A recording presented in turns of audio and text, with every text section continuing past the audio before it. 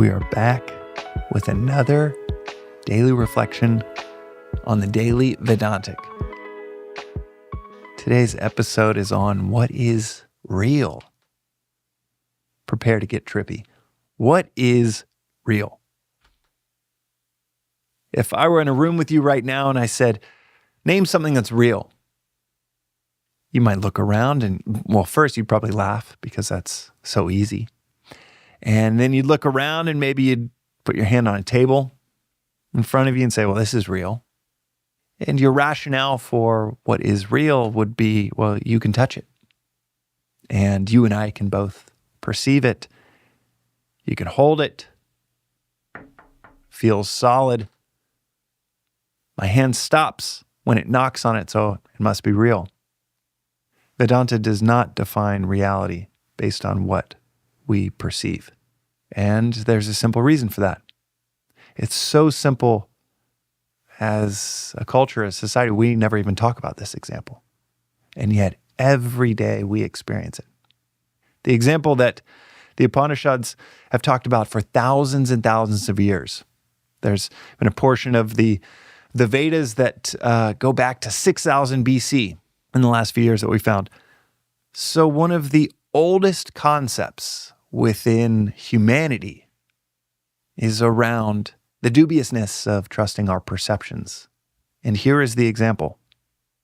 Last night when you were asleep and you had a dream, in that dream you perceived an entire world, much less objects that were not real. Now, I'm not saying that something is or isn't real. I'm not saying that that table in front of you isn't real. That's not what I'm saying in this episode. What I do want to point out, though, is there is something severely lacking in only using our perceptions as the arbiter of what's real. To continue in this example, during that dream, you might have dreamed that there were 4 walls in a room, other people, the ground, the floor, shoes, other people and all of their different articles of clothing, conversation, sounds. This whole time you're projecting this entire universe that you thought was real in that dream. And this wasn't 10 years ago. This isn't someone else's experience.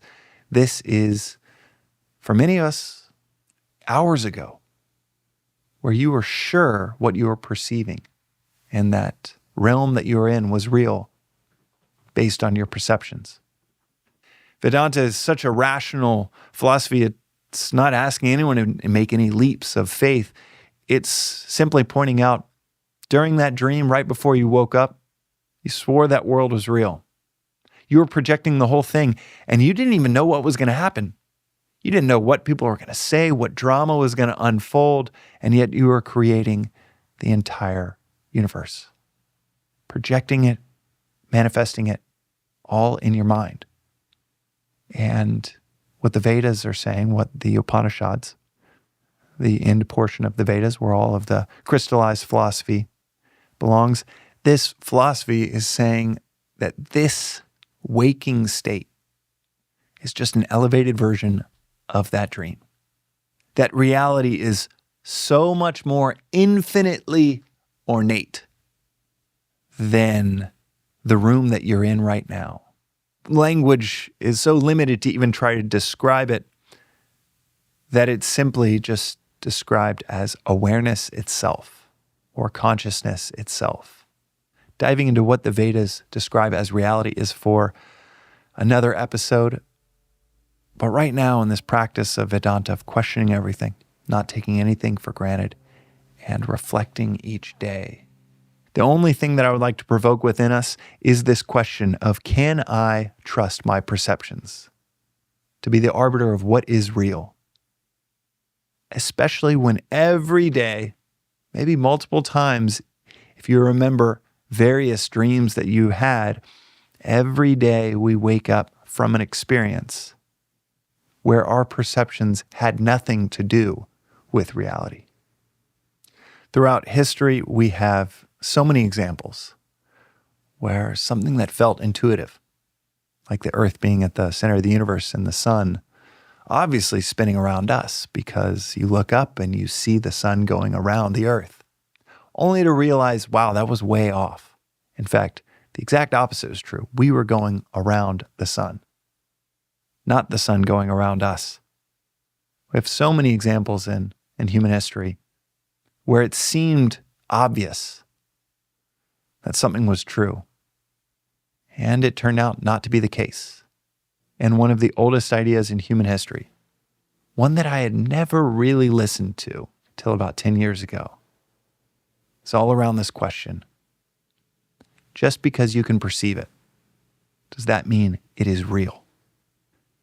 That is today's daily reflection on the Daily Vedantic. In next episode, we're going to dive into what this philosophy says is real. So smash that like, subscribe button, make friends in the comments, and we will see you next time on the Daily Vedantic. Thanks for listening to the Daily Vedantic. This reflection is part of a free repeating 2-year course in Advaita Vedanta. Rooted in the timeless wisdom of the Upanishads, arguably the oldest philosophical texts on earth, you can begin with episode 1, which gives the 15-minute overview of the whole philosophy of Vedanta, or you can join the journey with any episode at any point. But the critical aspect of this course, of understanding and mastering anything, is to study and reflect, even for 10 to 15 minutes on the timeless each day, preferably at the start of your day.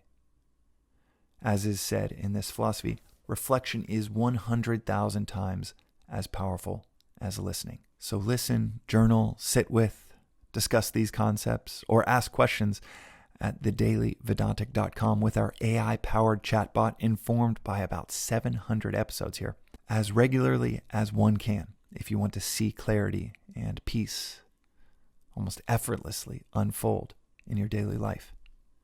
And if it doesn't result in a near immediate increase in clarity and peace, then toss aside and feel free to never listen again. One of the things that you might notice is after 7 or 8 days in a row, this doesn't feel like a discipline. This feels like a visit with a best friend to dive into the timeless with daily reflection. Within a few days, it becomes one of your favorite parts of the day. You can also find out more, including news about in-person events in Los Angeles and beyond, at the Daily Vedantic on Instagram or through our weekly newsletter at thedailyvedantic.com. Additionally, check out the links in our show notes for more resources like the books that are mentioned most frequently in the episodes, including Vedanta Treatise, perhaps the simplest and most straightforward read on this philosophy I've ever come across. Until next time, and from the entire team that works on the Daily Vedantic project, thanks for listening.